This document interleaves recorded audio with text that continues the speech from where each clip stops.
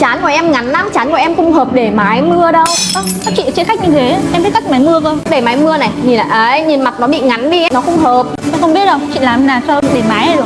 Chị cắt cho em đi. Thì chị sẽ cắt vài sợi cho em ở đây thôi. Chủ yếu là cho hai cái viền hai bên để cho nó che được hai cái lọng của em. Làm là cho cái đuôi này nó không bị chóp vót. Em muốn nó hết bị vót, chị sẽ cắt cho em một cái form bằng một xíu. Layer của em hiện tại đang cắt là nó bị khá là cao. Sửa lại thế nào để cho hai cái tầng ở dưới này và tầng ở trên này nó sẽ đều nhau. Cắt đẹp thì phải giới thiệu khách cho chị nhá. Giới thiệu bạn bè cho chị nhá. Anh đem trao cho anh đem trao cho em nụ hồng mong manh như sương mai trong gió.